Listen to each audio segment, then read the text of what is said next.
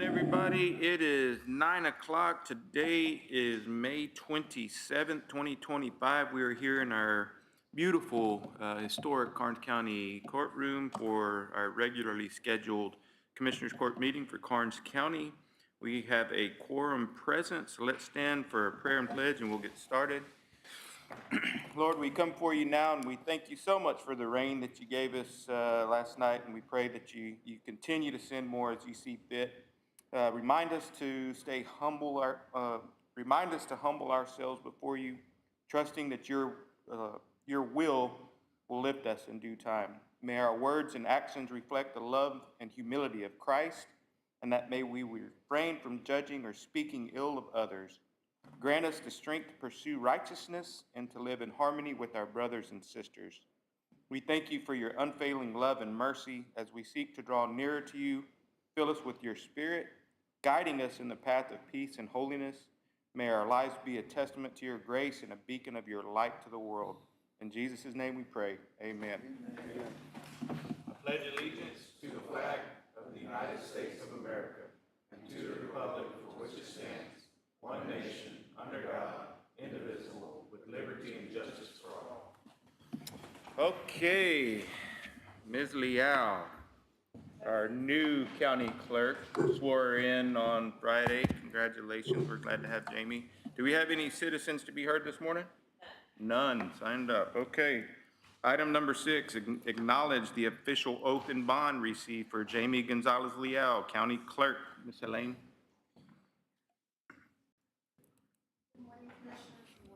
Morning. Morning. Hit that mic. Turn it on. Good morning. Yay. Good morning, Commissioners. Good morning, Judge. I just wanted to acknowledge that we did receive the bond and oath for Ms. Liao, who took office on Friday, May 23rd. So if you would do so.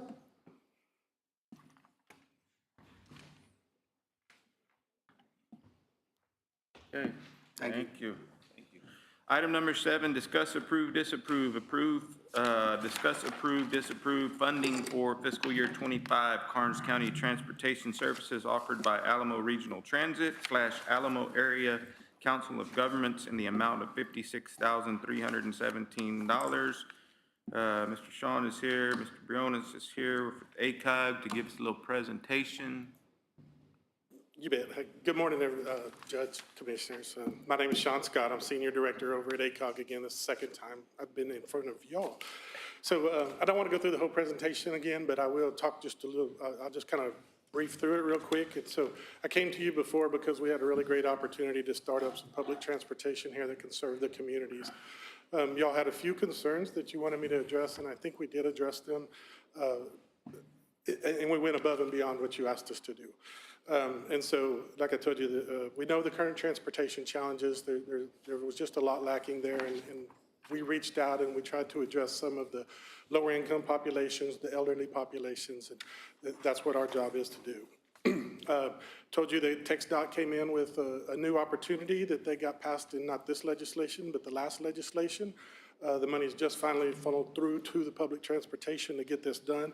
It did require a local cash match, and so that's what we came to you for is the local match. I talked a little bit about the services that ACOG does provide for y'all, which is the operational management, the service, the design. We supply the buses, the drivers, everybody on that. We provide you with a ridership and progress reports on what we do. We recommended to you that we needed to open up some flex routes here to serve a little more focused in on this community, or these communities here in Karnes County, all of them. And so, like I said, we did the flex route system, which is a time-based system with some specific stops, and we put those maps on our website, and I will share more with you. We have some blown-up ones this time, actually. I didn't blow them up real big, but we can do that too. Our stipulation from TxDOT was we had to get some kind of service going on March 1st. We did that in Kennedy. Kennedy has been very, very successful. We're super happy with that route going there. I'll give you a couple quick numbers on Kennedy. We started in March. We did 77 trips in March. Of course, that was the startup. April, we jumped to 427 trips, which is really right where I expect. It's actually exceeding what I thought. I thought that would be about a 6-month number. Through May right now, we're at about 385 trips. I will tell you, then we did what we're calling the Karnes County Connect. So that is the Kennedy into, Karnes County into Kennedy and Runge and back and everything. We were just going to run it about 8 hours a day, but we decided to open it up and expand the hours because we found a source of money that we could add into this to get this done so that it's not charged to you. I feel it'll be much more successful running it 5 days a week, 12 hours a day, and so getting that done. And so it started out a little bit slow in April. We did get it kicked off. What were the numbers? So like we started in May, didn't we? Yes, sir. Okay, I'm sorry. Karnes County starting in May, I apologize for that. And so to date, right now, not this week, so we're only at about 26, but we've been meeting with the drivers and discussing and finding out what the shortfalls are and everything, and found something this morning, and so we're gonna go check that out, and we think that we're going to start hitting some much more numbers. The last thing that I will mention is that this group was concerned about Falls City and the lack of service going that way and everything, and so we've had the same situation with the Wilson County right there on that border. And so we've had a route that we feel is underperforming in Wilson County, and so we're taking that route and we're going to extend the service just like we did here, make more hours on it, but now we're going to actually bring that route every other hour all the way from Floresville into, it's gonna come to Otto Kaiser right there. And so we're gonna start that route on June 2nd. And so we're gonna have stops in both Poth and in Falls City. So we should be able to serve everybody with that at no additional come back on y'all right now. And so with that, I will open up to questions or anything else. Are you seeing that we're missing anything or we need to do more? I see the bands up and down the road, and it seems like every time I'm at HEB or Walmart, I'm seeing an art band there, so. And I will tell you that I'm not sure the date on delivery yet, but we will have buses that are specific for here. They will have wraps on them. Everybody's going to know exactly what it is and how it operates. How many stops will you have in Falls City? Right now, I just have it as a deviation. So, but it goes to Falls City, and so when we can determine something, I was working with I'm not sure his title over there, I'm not sure he's a city manager, but administrator over there. We were talking about just coming by the city offices over there at the start and figuring out what we can do. When are you gonna start? June 2nd is the proposed kickoff. I will tell you right now, we're struggling with drivers to get that route going. And if I may add, Commissioner, also because it is a flex route, if an individual cannot get, right now we have it designated as the post office. If an individual within Falls City lives within a quarter mile of that post office stop, they can call it and we can actually have the bus deviate to that individual's home and pick them up all the same and then continue on the route. And they'll do the same for drop off as well. They can't hear you.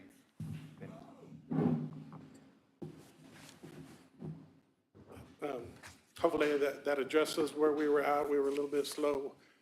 Well, I was getting them kind on of board. disappointed that, you're gonna pick up in Karnes City, Kennedy, and Runge, but Falls City was left out of it. And Right. That's all gonna be on a regular route, but Falls City's not gonna be on a regular. No, it will be on the regular route. With the one that's kicking off June 2nd, it will be, that route will start at Otto Kaiser and it'll come up and it'll hit Karnes City, some of that. So it'll be able to blend those routes. So you'll be able to go anytime you want. With this route, you should be able to go from Runge all the way to Lavernia every day. So they'll pick up in Falls City every day, Yes, sir. How many times? Every other hour. every other hour, okay.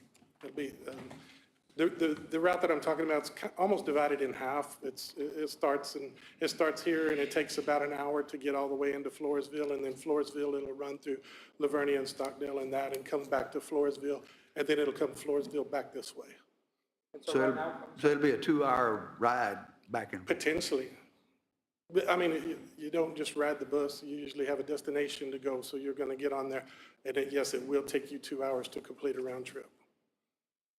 but they're also able, Commissioner, they're able to get on in Falls City. They can come down to Otto Kaiser and then catch the Karnes City route to get where they need to go within Karnes City. Stay here Go and down to shop. Kennedy, or they can pick up the Kennedy shuttle and then go. So they're not waiting 2 hours to get to Kennedy. They can kind of deviate where they need to, or the reverse. If they want to go into Floresville, they can catch that bus in Falls City, go up to Floresville, and then utilize the other existing route that we have in Floresville to get around. That way they're not just waiting around completely for 2 hours. So they have a 2-hour window to get their shopping done and then get back if they want to make that route, or they can, spend some more time to do the shopping and make a day of it as they need. Okay. And right now we have Falls City 6 stops per day, or 6 times per day, 5 days a week. Could this potentially get them all the way to San Antonio? In the future, I would love to see that connection go in there. So, yes. Okay. The current system we have right now is short. Lavernia is as close as we're getting. I would actually like to connect all the way into Pleasanton, so we could get into that route. But The Cowboy Connect over right, there at Pleasanton. or Seguin, if that's the way we chose to go and everything. I'm looking to support what you want. Yes, sir. I appreciate that you guys have put in the effort to answer all my questions and concerns. When you first started, you kicked off in Kennedy, and people in Kennedy really appreciate it, they like it. My concerns were, why weren't we doing Karnes City? How can we get that support? You've got that going. I brought up Falls City, you've got that going. That's great. I really appreciate y'all doing that. I was concerned also about having just an 8 to 5, because it's like, how's somebody gonna get to work and use the bus at the same time? You've extended those hours. That's awesome. We've got a little bit still to go with the app, but that's another tool that I think we're gonna need and people are gonna utilize, so I'm glad y'all are working on that. So I support this project. I think it's really gonna help the people of Karnes County. I think it's a way we can give back to the people of Karnes County. So everyone knows, like, we're currently looking at a $56,317 cost share, and that's prorated, so that's not a full year's expense. Can you remind me, I think it was about $108,000 it would be next year, county share? I believe so. I don't have that exact number. I would have to add it up, so. Yeah, I don't have it. But yes, I mean, I'll come to you probably next month or whenever you start your budget process to make a request for 2026. You're late, I started 2 months ago, but I need that, what that number's gonna be. You can have it The today, court is huh? going to, Okay. I will get it to you. I've rode the buses. The only other thought I had was a way to differentiate them, and you said you've got the new buses coming and the wraps, so There'll people be can a tell them apart. complete whole wrap on it. So, I mean, with that, I would like to make a motion to approve item 7 as presented. I'll second it. okay, we've got a motion and a second. All those in favor signify by raising your right hand. We need to fund it, so I would make a suggestion to let contingency fund it. We have money to fund it out of contingency. Yeah, that's fine, and then we'll budget for it. So all those in favor, did we vote already? Anybody opposed? None, nobody opposed? All right, then we'll get it going. Sean and I started talking about this, maybe even last year, whenever Cowboy Connect was getting kicked off, and I saw the need in Karnes County, and so I appreciate him working to find that money and funding it up front to get it started and to show the community that it can be a good thing. So I'm happy that it passes, and I'm anxious to watch it grow. I'm going to ask a sideways question. Do y'all have any ideas how you want this bus to look? I mean, I came up with an art design of the courthouse on it with all the cannons around it. I liked it. It looked really good. And so I don't know if that's the theme, y'all want to go on that direction of kind of a live deal or something? Yeah, I think that would be great. More, okay. You'll get to see Yes. copies before, but thank you very much. Yes. Thank you very much. Okay, item number 8 is an acknowledgement for telecommunications and other communications equipment related services, financial equipment / systems for inmates housed in Karnes County Jail. Sheriff Bailey. Yes. Good morning. This is to acknowledge that Correct Solutions Group will be taking over from NCIC June the 27th, 2025 for inmate telephone services, iPads, things of that nature, pretty much all communications. NCIC currently, we have a contract with, owes us iPads, and they have been in breach of that contract for some time, so we're going to be switching over. Awesome. Thank you. Any questions from the court on that? No. Okay, item number 9 is, Ms. Tapia had.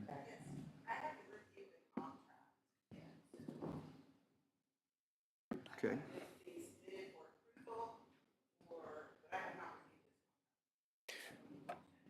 Just, So then we need to wait until she reviews that contract before we vote on it. it's not an action item. Just acknowledge. Yeah.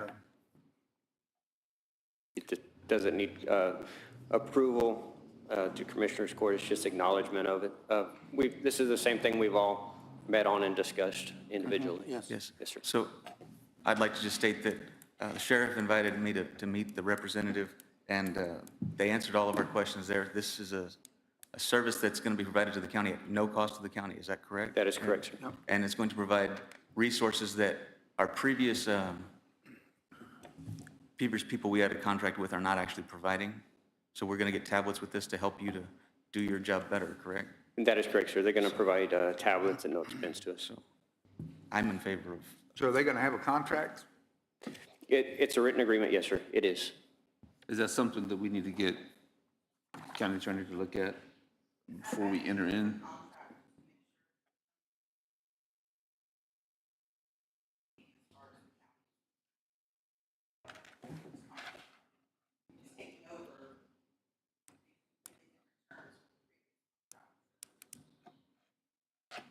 It's not, I don't believe it's something that needs to go to Commissioner's Court. Sure, maybe if she just looks at the contract, it's fine, but I met with you on it, and I think everything is Yeah. great. I think the sheriff has done a wonderful job of looking at all this, and it's gonna be good for everyone here in the jail. But I understand you just want to peek at it just to see if the terms are the same as the other ones were. And these are gonna be renewed, Sheriff, every year, right? Or is The it a, renewal on is this it one, I believe, is 3 years out. 3 years out? Yes, sir. The other contract for like 5 and 7 years. Right. Oh, okay, I got you. So it's the same term, it still falls on the same term and everything, doesn't cost the county anything? Yes, Okay. all it is providing the services, and, Yeah. and like I said, NCIC has not provided those as per what their written agreement was. So Yes, we sir. will not be making any money off of Correct Solutions, and then we do not pay anything either. They just provide the inmate the service. Yes, sir. I met, Jennifer, I met with the sheriff on this and everything and the folks, and it's great, everything is great, everything. Yeah, looks good. I agree. I met with them too, and it sounds really, something's gonna upgrade our jail and for them. But if you need to look at the contract, I would be more, I would. I'd be feel more than like- happy to provide it Yeah, with one. just let her look at the contract. It's not an action item. All right, Any thank you. other discussion from the court? Thank you, Sheriff. Okay, item number 9 is discuss, approve, disapprove payment to Motorola Solutions in the amount of $6,017.33 for past due invoices. The invoice numbers are 828171130, 8281720,825, 8281770,446. These are from fiscal year '23 that have remained unpaid. Products were ordered and received by previous administration on/after August 2023. The PO for that is RE01423. If approved, payment will be made out of GL 100-409-4997, the contingency fund. Scott, Sheriff? Morning, Sheriff. Morning. This is something that we fell into, we got the bill a couple months ago, started digging into it, trying to find where all these items were. I was able to find the belt clips, which is the old handheld they ordered from Motorola. Earpieces all been distributed, so we have those. The only thing I was missing was the ATEX 2500 mobile radio. I was able to find it at Bearcom. Investigation on it. It was just sitting there, but again, these are ordered back in '23, so.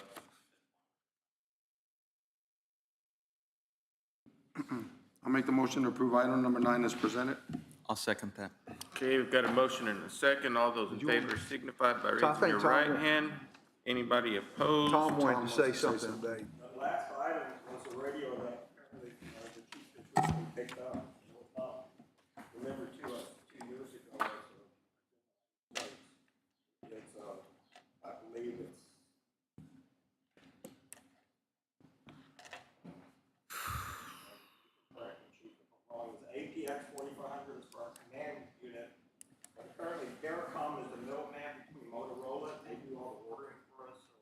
chief reached out to Vericom, they had the unit, but we had never received it from her. We did receive the earpieces and the batteries, the other two items. So I paid out a contingency a year ago. But it was ordered in The way they used to 23? do things, which we no longer do, is they would order from Motorola, go through Vericom, who has a contract, they would program it and do everything else. So, yes, the sheriff's office never received it in their hand, but the sheriff's office received it because that's the general way to do it. They used to do it. So, they did have, they knew about it. Chief, I personally appreciate that you went through the effort of researching it, finding it out, and not just paying the bill without actually Absolutely. finding out that we had not received that component yet. So thank you for getting it. Okay, any other discussion? All right, motion carried. Item number 10. Discuss, approve, disapprove, declaring the following vehicles within the Karnes County Sheriff's Office as surplus and allowing for the appropriate sale and/or disposition. Chief? Morning again, Judge, Commissioners. This is just follow from, last Commissioner's Court. This is just a surplus of vehicles. Thank you. So at the last court meeting, I just read the agenda item as it was presented, but to make sure everything is properly stated, we did not include the term surplus, and so it was brought back to the court. I still agree that these vehicles should be surplused because they require excessive repairs. I'd say let's sell them and put that money back towards other equipment we need. The vehicles that we have are three 2018 Chevy Tahoes. One's got a bad body and transmission, bad transmission on the other one, windshield, tires, brake, steering, and battery on the other one. A 2019 Chevy Tahoe engine does not run, interior is missing panels and trashed. That's the old K9 unit. Another 2019 engine will not turn over, no crank at all. 2016 Tahoe, transmission and motor mounts, and a 2018, another 2018 Chevy Tahoe, transmission used for parts. Those are the ones that will be declared surplus and appropriately sold or disposed. Action item, we need a motion. Make a motion to approve item number 10 as presented. I'll second. Okay, we've got a motion and a second. All those in favor signify by raising your right hand. Anybody opposed? Motion carries. Thank you, gentlemen. Thank you. Thanks. Item number 11, discuss, approve, disapprove, transferring a 2014 Chevy pickup with the VIN number 1GCRC PEC1FZ167529 from the Sheriff's Office to County Maintenance Department. Yes, sir. So it was brought to my attention that maintenance was in need of a vehicle. We've since been using a 3/4 ton truck more than this truck, so I think it would have a more utilization with the maintenance. Our truck currently right now is having a bunch of issues with the linkages, the drivetrain, electrical, fuel. It's just seen better days and it's about to, it broke down on us last week, so. Which one is that? The It's white the one or the white brown one one? The white one? That Christian's driving around. Yeah. That thing is in pretty bad shape. And that one was donated to maintenance Yes, sir. last year, year before last, and I encouraged, and I think the court did as well, that, you know, not to dump a bunch of money into a failing vehicle. money So pit. it's worked for its purpose, but Sheriff was, I actually heard Sheriff and Renee Gracious talking enough to about give it. us another one. Yeah, And then when I get that one, I'll just add it to come to court and put it surplus. Yeah. This vehicle's still in good working order. Yeah. Just keep maintenance on it. Yes. Should be good to go. Interior's good, body's good. Good running truck. good. I'll Any make other a motion discussion? Okay, go for ahead. item number 11, to approve item number 11 as presented. Sorry, second it. Judge. Okay, we've got a motion and a second. All those in favor signify by raising your right hand. Anybody opposed? Motion Thank you. carries. Item number 12, discuss Karnes County Road and Bridge Department update presentation. Wayne? Good morning, Court. I'll try to be as brief as possible, but got some information, been working on a little bit to go through. So purpose of the presentation will be to provide a public update on the status of the road infrastructure. Going to also summarize the state of the Road and Bridge Department. Going to summarize our planned activities over the next 3 years, or what I'm proposing over the next 3 years. And also, we're going to discuss some of the next steps in the development of the department. It's hard to believe it, but it'll be 7 years in June that I've been the county road administrator.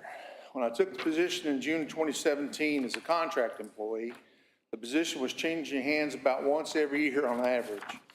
I'm actually the 10th person to serve Karnes County in a capacity since the citizens of Karnes County voted to implement the unit system in 2008.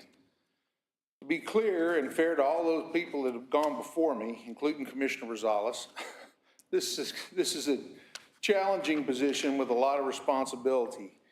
Each of us and all the elected officials have to deal with Karnes County's transition, had to deal with Karnes County's transition out of the precinct system and into a unit system.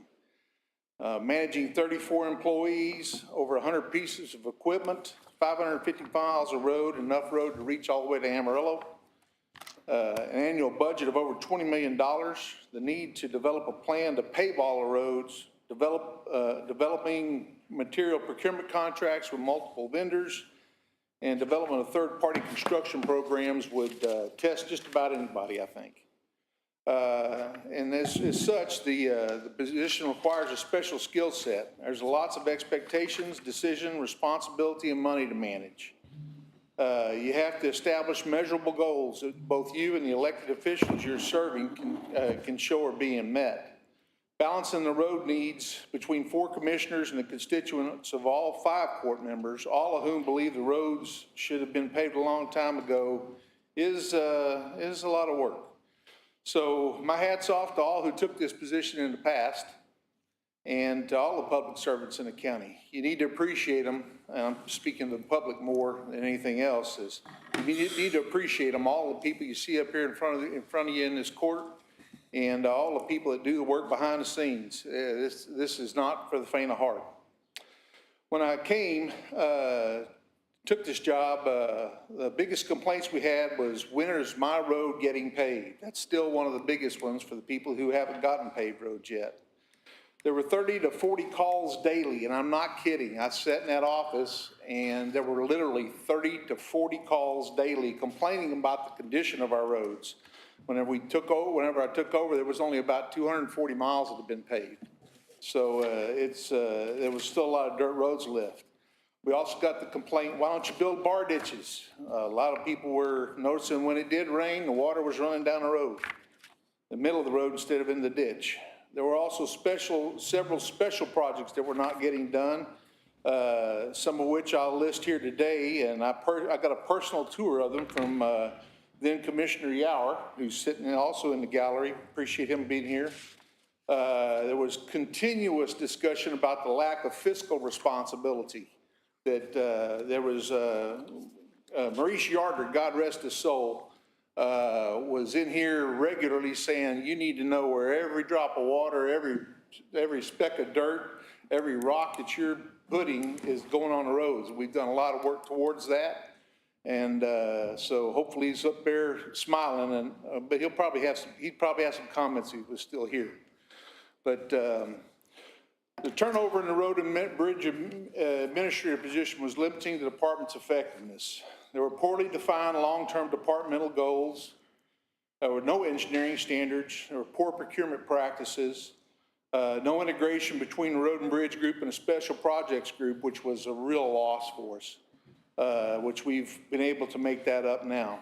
A maintenance program that focused on response maintenance, and we literally had a huge backlog. We were spending just about as much time, you'll see it in the slide here in a minute,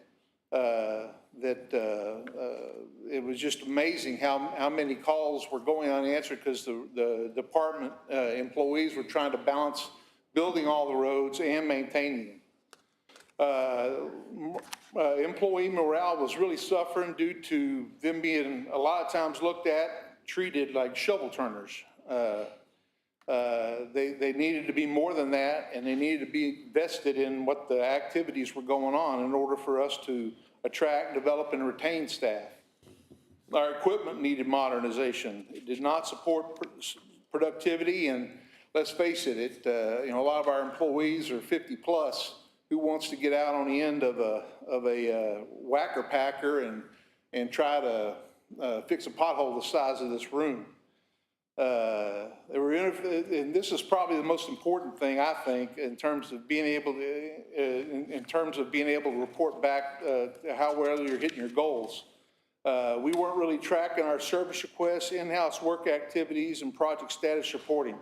We were writing those things down, but there really wasn't a structured approach to closing them on a daily basis. We really weren't trying to keep up with how much equipment was being used on them. We were keeping up with it, but we weren't doing it in a way where we could easily come back with some numbers like you'll see here later in the presentation. We also had been involved with a costly and costly grant program. There were the consulting engineers that did the work. They were basically hired to produce plans for what they called Senate Bill 1747. It was an older version of our CTIF program. They produced those drawings. They were limited in effect. They were actually quite voluminous, but they really didn't give a whole lot of direction in terms of what needed to be built. They also oversaw for about 3 years the construction inspection part of what was being done. It's interesting to note that during those 3 years, we, effectively, there was both in-house projects and there were projects that were being done by contractors, kind of, because what the contractors were basically doing was a maintenance overlay. All the road and bridge employees had the responsibility to prep the roads. So they had to get them ready to pave. So it looked like the contractor was coming in at the end and doing the easy part, the overlay, the easy and expensive part, the overlay of the thing.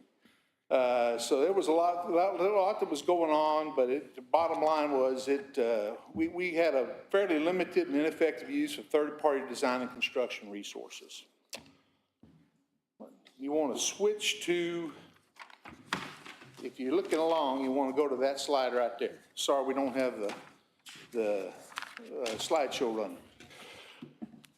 This is the organization that I had, that I inherited. We had about 37 total positions in the department. The staff had a wide range of positions and a lot of morale issues, and that would lead to the need to have a pretty significant turnover for the first 4 years I was here. When we would finally get the right people in.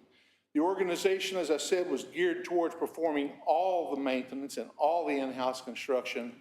It was good that we got the contract overlays in place, although it did come at a cost of an engineering and inspection cost. Contract consulting inspections and engineering, about $1.2 million. So the first thing I did, was based on my experience and my assessment. Remember, I've managed huge projects all over Houston and all over state of Texas, really. It became obvious we needed to reorganize staff to diversify the operation and allow specialization in key areas. We redistributed management decision-making to the field. We started implementing technology that distributed more of the administrative responsibility for keeping up with who was doing what and what equipment was being used at that time. So that we also shifted the focus of our in-house staff to maintenance first, and we continued that for about 2 years until we finally got on top of our maintenance backlog, service request backlog. We aggressively pursued the replacement of antiquated or ineffective equipment, and we also aggressively developed a construction program that would attract contractors to assist us with our work. Now you want to flip over to this slide. I'll just say next slide from going forward. So the slide you're looking at today reflects how we're organized today. We're down to 36 positions. For a few years, we were down to 34. We figured out that was really pushing it in order to be able to accommodate safely our field operations. We actually took 5 positions away from the field and shifted them to different parts of the operation. We shifted one maintenance tech over to support our service manager. We had a huge amount of delay with downtime of our equipment that was really hindering productivity. Also, Jim Adams, who is actually just a jewel to work with, he was managing 911 addressing, OSSF inspections, which is septic inspections. He was managing permitting. He was managing all the development reviews, which I get to help him with those. He was assisting the judge with managing floodplain ordinance. And he was also working and managing and overseeing the Karnes County collection site.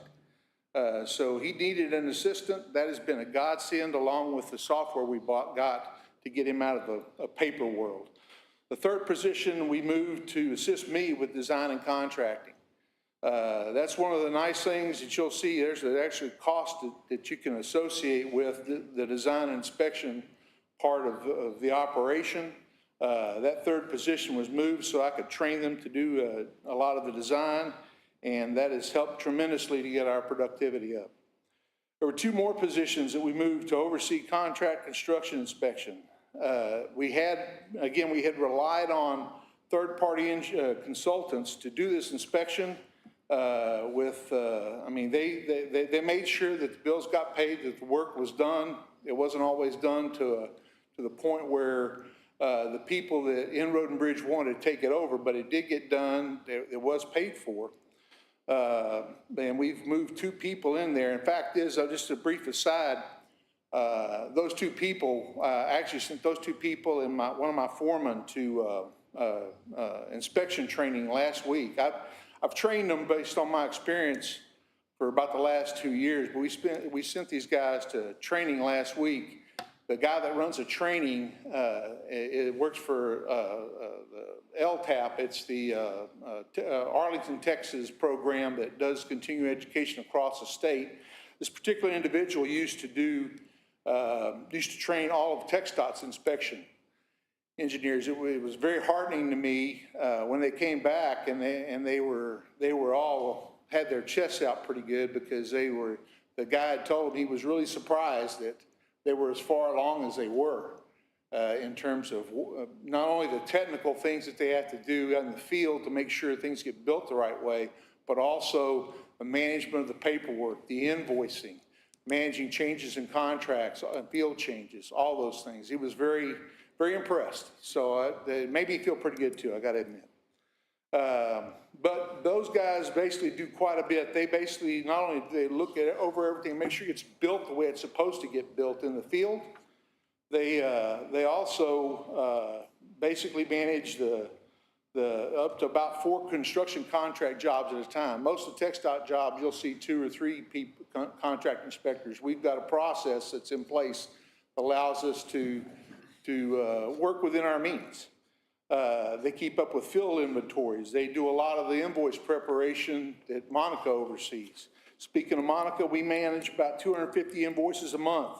Monica's evolved to where she works very closely with the auditor, and to make sure that whenever they get our invoices, they are ready to go. We have very few rejections these days. Whenever we do have some of them, they're very easily fixed and quickly fixed.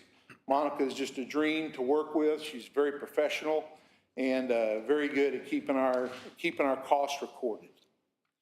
So switch to the next slide, please. So let's see here, where are we at? That's this slide here. You should be looking at this one. I just quickly highlighted this. Homer and I are real big believers in training our replacements.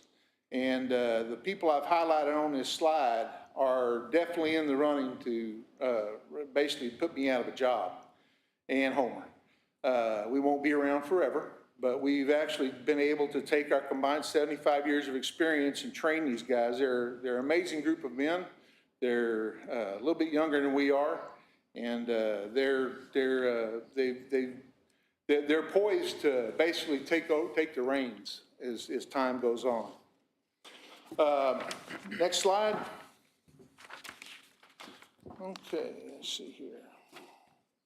Okay, so what you should be looking at now is a list of, is a graph on maintenance. What this shows, it shows the number of maintenance calls that were closed on a monthly basis from 2008 all the way through the end of 2019 when we made more organizational changes. Productivity in terms of the closure of our service requests increased by 122.7%. That was amazing. It took another year of focusing on our response maintenance and our backlog to get them down. But once we did get them down, there was something kind of crazy happened. We came into the office one day and were shocked that the phones weren't ringing. We're literally down now to about 10 calls, maybe a week, which coming back from 30 to 40 a day, it's real gratifying, but it's also a testament to focus on your preventative maintenance and to get your backlogs down. And once you get about 80% of your calls being preventative maintenance calls that you're doing, then you'll see only about 20% of the response maintenance. So that's been a huge part of us getting staff time back. Flip over to the next slide. This is the slide where I talk about the special projects that we inherited. These are projects that have been very difficult to get done. There's a significant amount of outside help was pulled into them, but thankfully, as we got retooled, we were able to get these worked on. One of them was County Road 400 and new road construction. It's really the only road that I've talked to Homer. I don't think we've built any other brand new roads in the last 40 years. And we built this one at a cost of about $90,000. It's about a mile long. We built it through a tank. It was inundated completely. Luckily, it dried up long enough for us to get some lime in the bottom of it and put some culverts down. But it cost us about $90,000, $91,000 plus the in-house labor it did to clear the brush and put that road through there. The other one was a jail swell. That project ran behind the current jail. There used to be a big drainage ditch back there. It was all messy, nasty, and really was a hazard in many ways. We're able to get an outside design firm to do the design work on that. We inspected that one to completion at a cost of about $365,000. There was on County Road 294, there were two bridges, and one bridge, one low water crossing that was basically a block of concrete in the middle of the creek. And we ended up going out there and having that low water crossing redesigned and knocked down a hill, and ultimately ended up replacing both the bridge and the low water crossing. It's something that's functional at a cost of around $600,000, $700,000.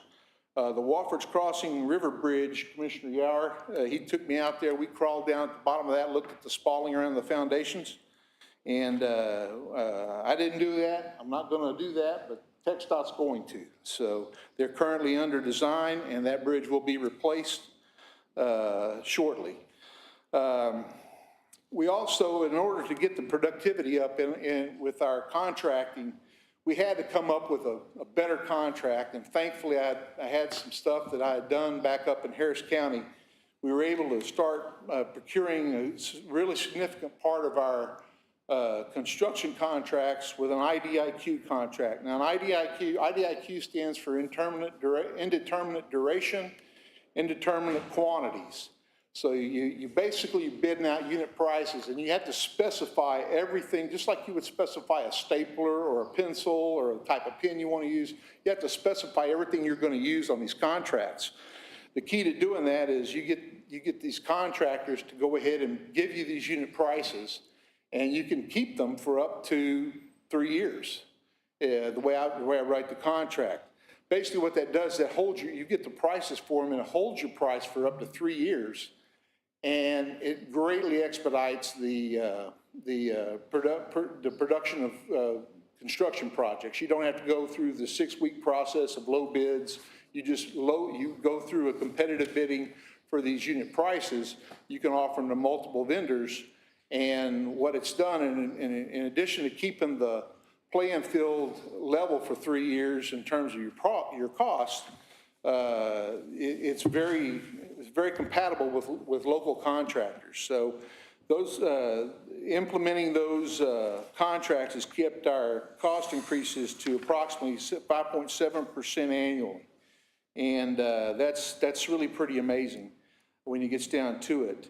And as I said, it expedited project development. We also can utilize those contracts to assist us with storm response. Since 2018, we've responded to about 5 major weather events. 4 of them were flooding, 1 of them was freezing.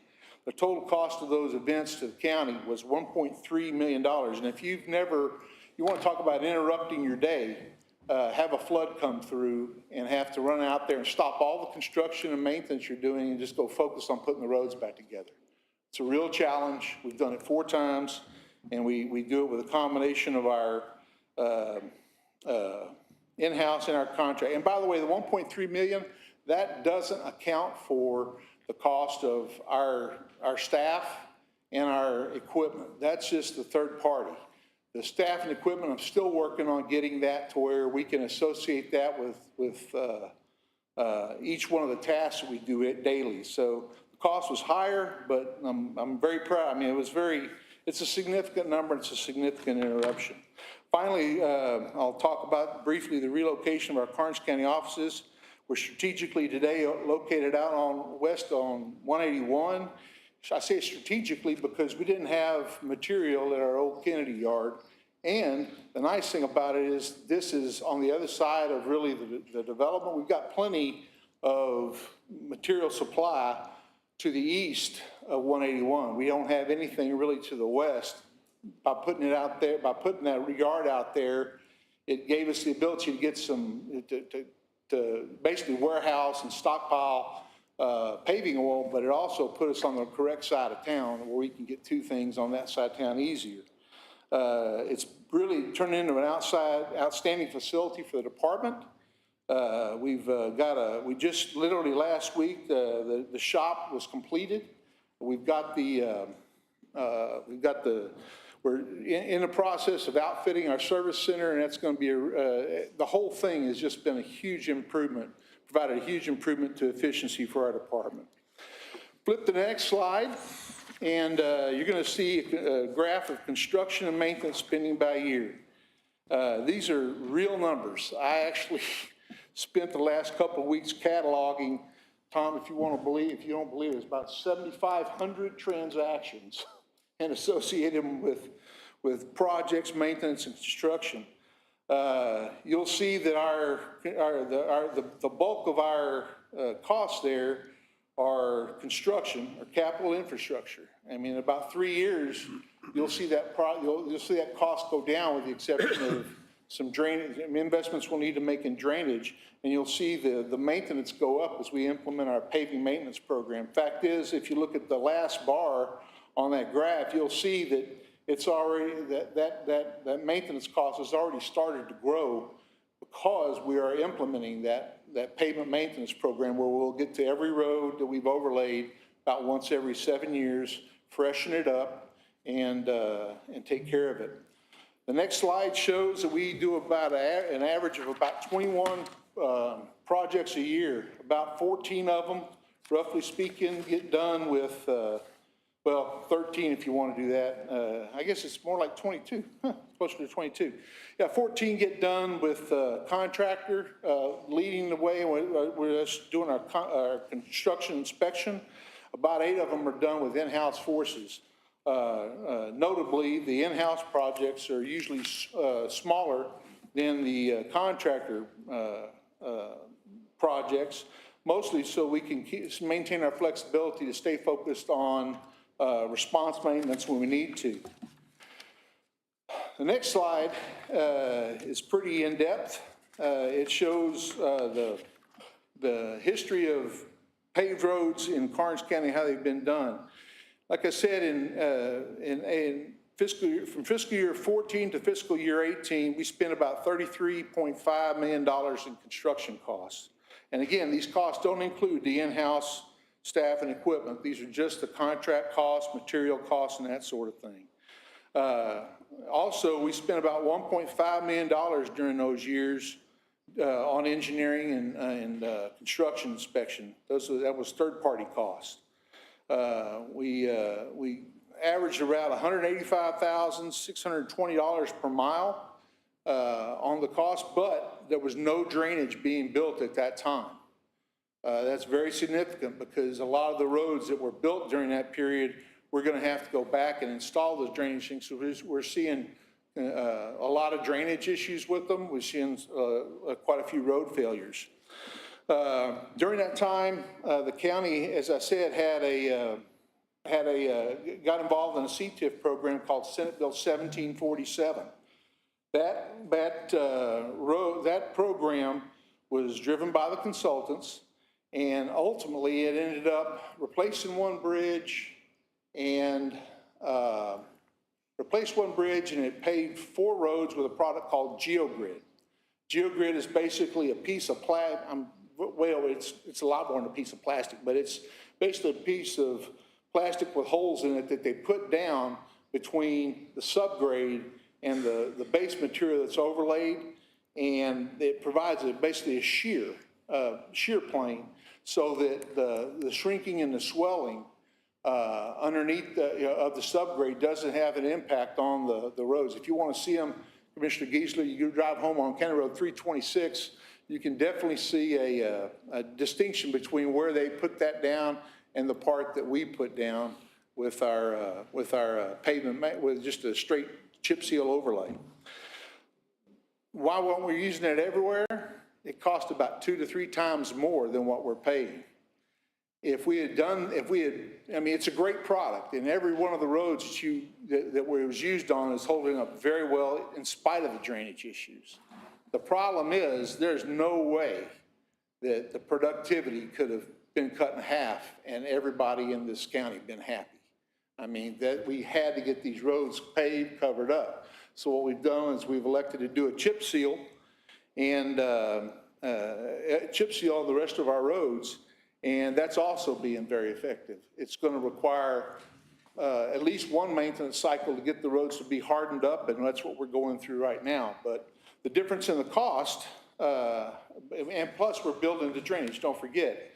From fiscal year 19 to fiscal year 24, we spent roughly $64.5 million in construction. It's a lot of work. That's actually the second biggest project I've ever gotten to manage, to be honest with you. There was one other one that we put in a huge fiber optic communications network in that cost us a little bit more in Harris County.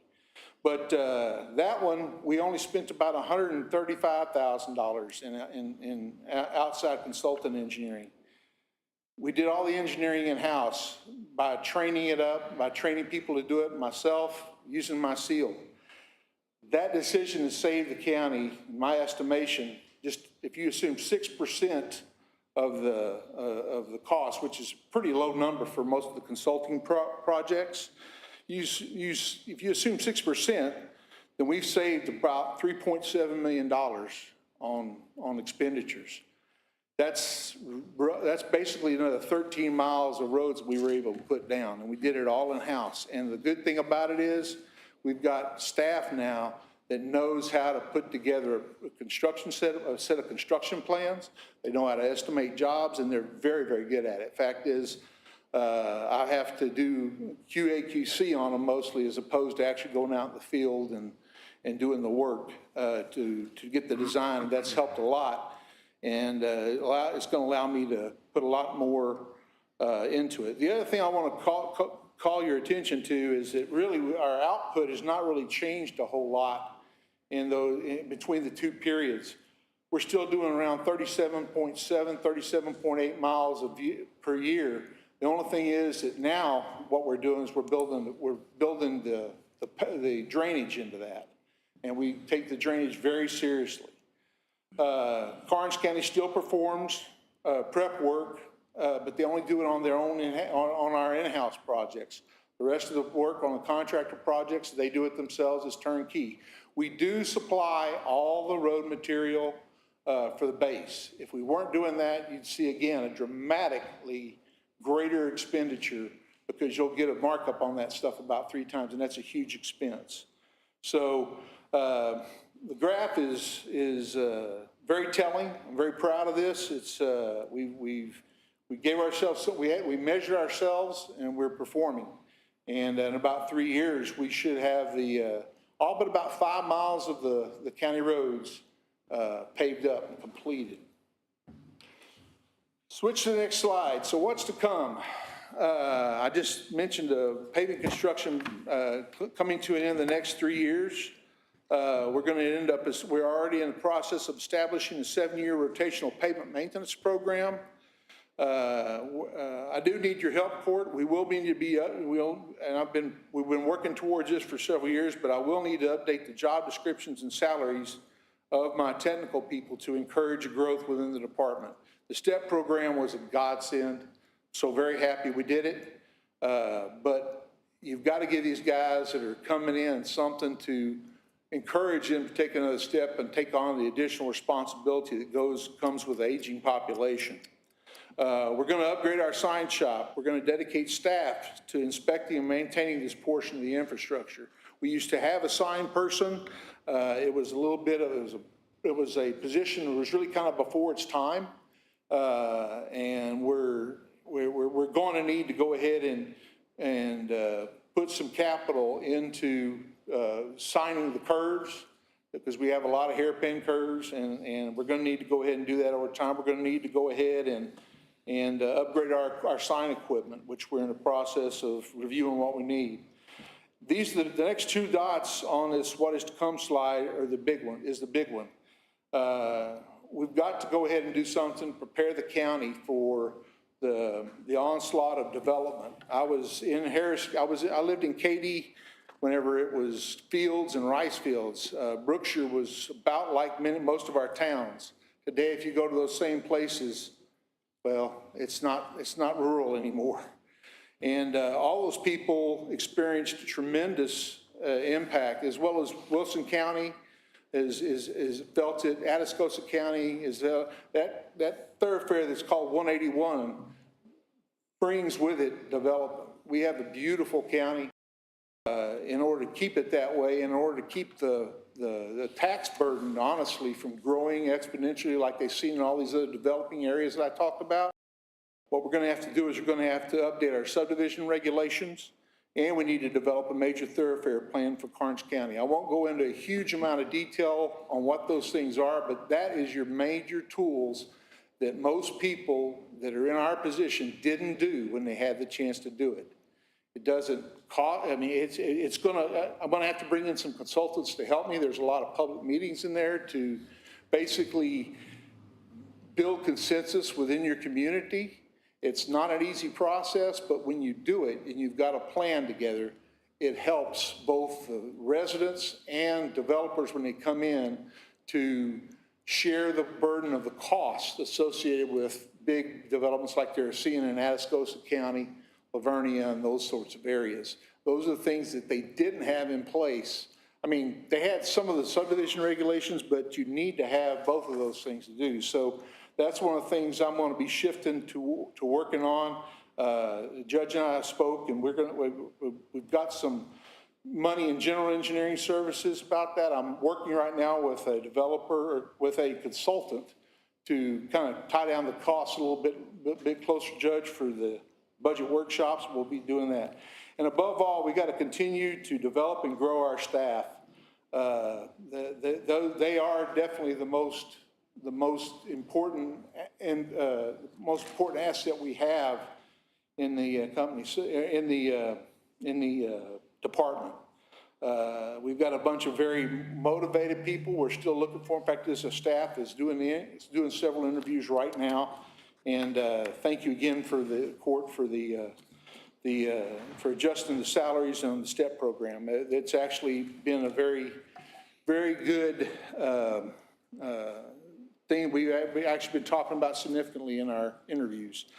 Last slide, flip to the last one. You get a kick out of this. This came out of Homer Rios' personal stash. This was the first road administrator report from fiscal year 2009.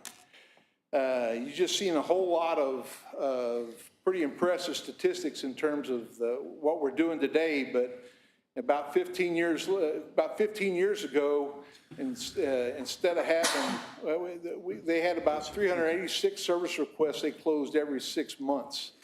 We've blown that away, and it's amazing, and it shifted a lot. You know, we're no longer just doing a lot of blading. We're doing a lot of shredding and doing a lot of road spraying, and we're trying to do pavement maintenance at this point, fix the potholes. They had done about 2.75 miles of paving in 6 months back then. Today, we do about 37, 38 miles a year on average. In addition to that, the Road and Bridge Department was prepping about 2 miles of paving every 6 months. Today, we just lump it all in, but that kind of tells you a little bit about how far we've come with the unit system. It's very effective, it's very efficient, and I'm proud that I've gotten to come home and be a part of this. So that concludes my report. Are there any questions? Sorry, a lot of information. Wayne, this is an excellent job. Thank you. This is what we always ask for, something like this in detail, to see what the taxpayers are spending their money on. Excellent, excellent job. Thank you. Thank you, Commissioner. I got to tell you guys, I've got a great staff, and I've got a great body of people I work for and with. So, thank y'all. Thank you. Good job, Wayne. Thank you, Commissioner. Item number 13 is our consent agenda. We have our reports from our district clerk, elections department, EMS, sheriff's department, and our VSO. We also have a budget amendment in there, 2025-08. Which one is that, Tom? Move money from the vehicles to do the equipment installs for the sheriff's department. Okay, SO equipment install.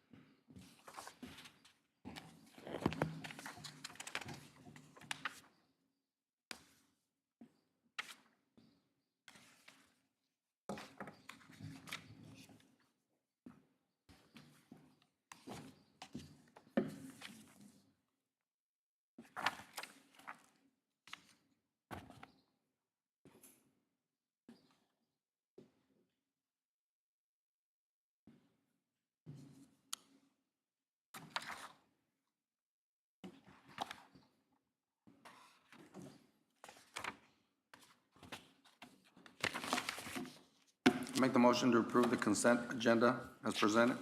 I'll second. Okay, got a motion and a second. All those in favor signify by raising your right hand. Anybody opposed? Motion carries. Do we have any items that we would like to pull from the consent agenda? Hearing none, we'll move to item number, I'm sorry, Commissioner Beatrick, did you have one? No, sir. No, sir. Item number 15 is our updates from our commissioners, starting precinct 1. Thank you, sir. I received a call about potholes at the intersection of County Road 170 and 626. So I drove 626 and noticed several intersections had the same problem in the TxDOT right away. I spoke with TxDOT and they were already aware of the issue and had a crew fixing the problem the same day. I joined our IT department's meeting with T-Mobile where they demonstrated the services that they can provide to our county. I attended Conoco's Eagleford Roundtable where we discussed community concerns and Conoco's acquisition of Marathon. After last court appointed me to the TERS representative for the county, I attended the board meeting but was unable to vote because my nomination has to be approved by the City Council of Kennedy. But at that meeting, the board approved a disbursement payment to the developer in the amount of $34,023.98. The board also discussed modifying the development agreement. The developer is currently building 11 homes, 9 of which are already sold. I have read through our interlocal agreement for the TERS, and I am studying the development agreement from 2010. The TERS meeting is next scheduled for July 17th. I've been working with our elections department to secure a voting location in Kennedy for the November election. We were notified by the city that we would not be able to utilize the City Hall auditorium because they are planning a remodel of the building. I met with the Kennedy Library about utilizing their meeting room.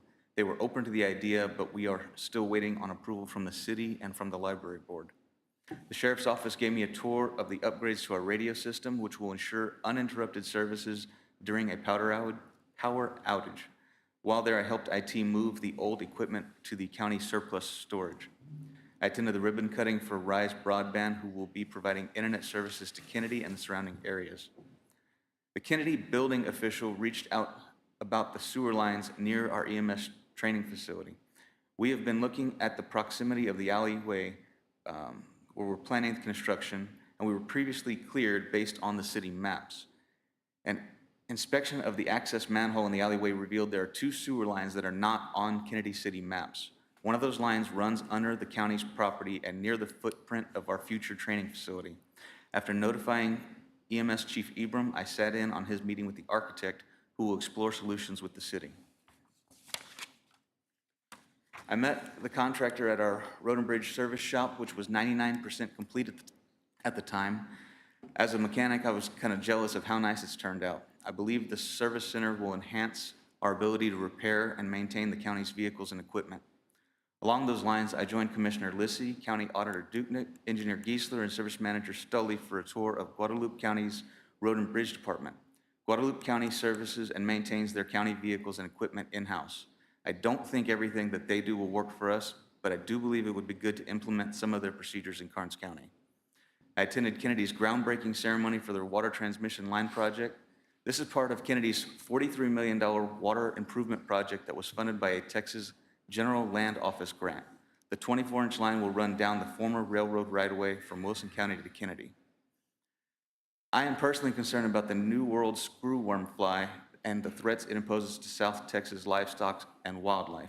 These insects were eradicated from the U.S. in the 60s, but were recently detected in Mexico moving towards our southern border. I reached out to our county extension agent, who was able to provide more information than I can present here. If you're unfamiliar with the signs and treatment of the screwworm infestation, I encourage you to reach out to our extension office or review the Texas A&M AgriLife website for more information. Last Friday, my family and I helped the VFW place flags at the Kennedy cemeteries. And next Monday, June 2nd, Karnes County will host the food bank distribution at the Karnes County Youth Showgrounds. We welcome anyone who would like to help with the distribution to join us around 8 a.m. At this distribution, there will also be a summer meals program for children under 18. Each child will receive a bundle of 5 breakfast and 5 lunches, but pre-registration is required. You can sign up on the San Antonio Food Bank's website, and you can find a link to that registration on my Facebook page. That's all I have, sir. All right, thank you. Commissioner Precinct 2. First of all, I'd like to thank all of our county employees for all the work they do. Hope everybody remembered yesterday, Memorial Day, our men and women that gave their lives for our country. And all the veterans. There's not one but one way to know what a veteran is, and that is to be a veteran. County Road 264 is paved with its first course. It looks really good. County Road 254, there's finishing the drainage. It'll be ready to be paved shortly. County Road 253 is in the final design of drainage. County Roads 230 and 238 were closed over the weekend due to an El Oso water leak. And on Monday, the 13th, the courthouse committee had a Zoom meeting from the architects that was very informative. And I informed the judge about the Zoom meeting with the architects. And I'm getting lots of complaints from citizens in Precinct 2. Conoco is wanting to move some contaminated material from DeWitt County to Karnes County to the Conquista site on Farm to Market Road 791. I've had numerous complaints from citizens that have property next to the Conoco site. I've had numerous conversations with Ryan Ginn's office, State Representative Ryan Ginn's office. Have given them all the information that I have researched and sent them, they wanted a list of the questions that the citizens wanted answered. I got them to Mr. Robert McVeigh from Representative Ginn's office. he's gonna contact TCEQ and get the answers from them on those. And Mr. Yar and I had a meeting with Conoco, I guess was it last Monday? And we heard from them what their plans are. And they want to move that material from DeWitt County, put it in Karnes County, clean their facility, their property up in DeWitt County, isn't that right? But move it over here, they're gonna have to open up like they call it a cell next to where the tailing pond was, line it with clay, put the material in there, cover it with the clay. I feel like if they're gonna do that here, why don't they do that in DeWitt County and leave the material there?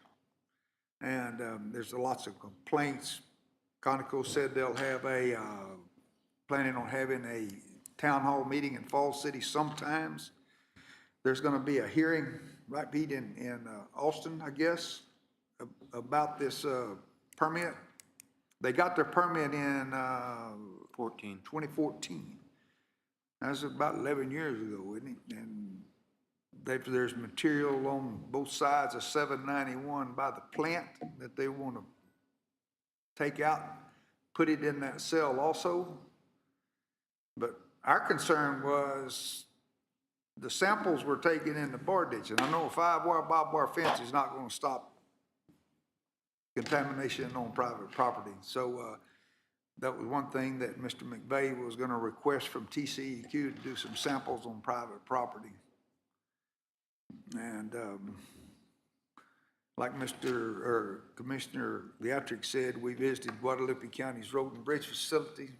Got a really nice facility. It's being in a unit system was very effective in saving county money. And God bless America. Commissioner Precinct 3. Morning. Also met with Commissioner Lissy regarding that radiation, and I would be 100% against bringing that into the county too. County Road 344, 345, working on leveling it up. We're working on leveling up these roads for overlay maintenance. County Road 343, we did some pavement edge work, and hopefully here in the near future, maybe do an overlay maintenance on that one. County Road 249, 250, 277, we fixed potholes on those. County Road, while doing the leveling up on County Road 244 and 245, we picked up a lot of trash that were in the bar ditches and around the culverts. County Road 249 and 250, we shredded those last week, and we'll continue to shred around that area. That's all I have. All right. Commissioner Precinct 4. So I met with the courthouse committee for the Zoom meeting update. It's very informative. Visited with the county attorney on a couple of contract issues that I had, and I'll be getting some more information to her. I did visit with the sheriff on the potential tech upgrades that we discussed earlier. That was a very good presentation, and thank you, Sheriff, for inviting me. I did also visited with Ms. Montalvo, elections coordinator, and kind of addressed some upcoming needs that she might be having, depending on which bill gets passed. She did inform me there's kind of some turmoil up there. I would also like to thank the judge and Commissioner Beatrix for passing on to me a potential environmental issue, and for the judge to sitting and visiting with me on this particular topic. And that's all I have, Judge. Thank you. Item number 16, discuss acknowledge personnel changes. This is all departments. No new hires, promotions, transfers, and reassignments. Deborah Beering on the tax office went to full-time. We had, I think, a promotion in Road and Bridge for Maintenance Tech 3, and a promotion in the county clerk's office. Did have a resignation / termination in the SO with a dispatcher retirements. Mrs. Sweezy, Carol retired Friday. She is, I guess, over the sea right now. She's enjoying retirement already, and Danny Gilly retired from Road and Bridge.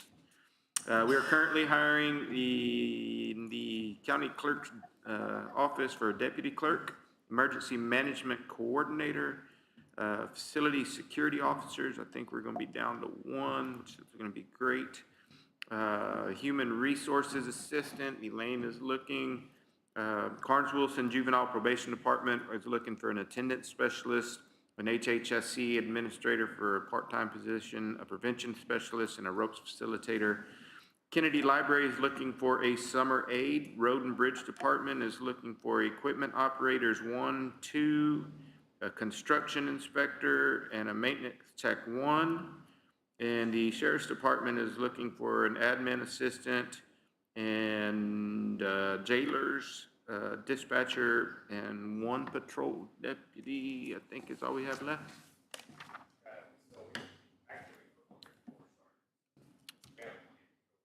Awesome, awesome, awesome. Okay. Item number 17 is payment of bills. All right, Court, the total bills is $1,223,4570. General fund, the only thing that stands out is we paid off the modification to the road and bridge building of $34,100. Road and bridge bills were $1,085,725.34. I do have a question, Judge. I'd like for guidance procedures as far as the capital outlay accounts and the contingency, because we've had departments, commissioners even come to us, well, who's got authority to use those accounts? And I'd like possibly if you could send us an email before we allow someone to use that account, that way, because, you know, I lock down the general ledgers to keep unnecessary budget amendments. So whatever you guys would like to give us the procedure so we know, and I won't let anyone. I told you last week, I think that anybody that wants to start spending out of the contingency fund needs to come to the court and explain why they're getting it out of the contingency fund. That is not a rainy day fund for anybody to just go dip into. I think the court needs to be aware of it. Same with capital outlay. We don't allow anyone just to use it at their discretion. It would need to come from you and your office. We're going to tackle that. We're going to identify that for the public in capital outlay and not have just broad $250,000 for whatever. So, anything else? No, sir. Make a motion to approve the bills. Second. Okay, got a motion and a second to pay the bills. All those in favor signify by raising your right hand. Anybody opposed to that? Item number 18 is to acknowledge Commissioners Court will meet on June 10th, 2025, 9 a.m. in the Karnes County Multi-Purpose Room. We will not be in here. We'll be down on the sidewalk at 210 West Calvert, Suite 150, Karnes City, Texas, 78118. Item number 19 is a motion to adjourn, and we'll go to work. I move we adjourn. Second. Okay, thank you all.